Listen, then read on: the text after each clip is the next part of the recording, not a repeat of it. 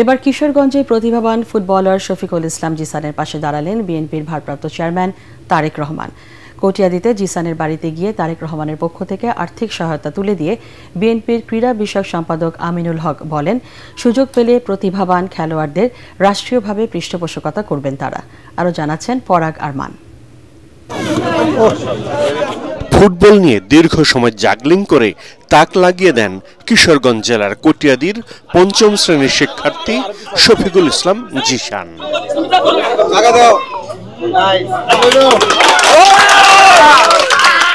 পায়ে ফুটবল নাচানো দেখে এলাকাবাসী তার নাম দিয়েছে খুদে ম্যারাডোনা হিসেবে।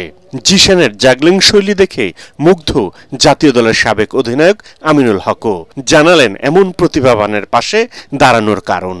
যেখানে আমরা প্রতিভাবান খেলোয়াড় দেখব সেখানেই আমরা মাননীয় ভারপ্রাপ্ত চেয়ারম্যান জনাব তারেক রহমানের পক্ষ থেকে তাদের কাছে ছুটে যাব এবং তাদের সকল দায় দায়িত্ব ইনশাআল্লাহ আমরা নিব। মোনালিসা হেভি ফ্লো 15 পিস প্যাকেটের সাথে 8 পিসের একটি প্যাকেট একদম ফ্রি।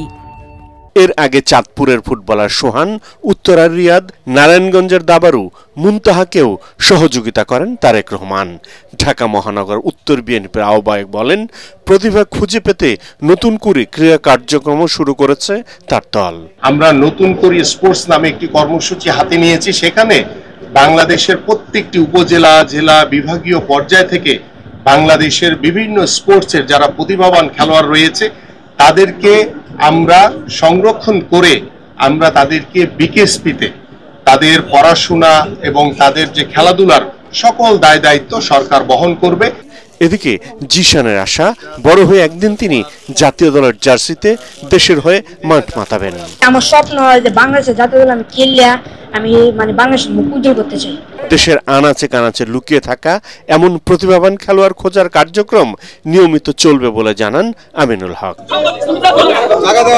পরাগ আরমান, এটিএন বাংলা।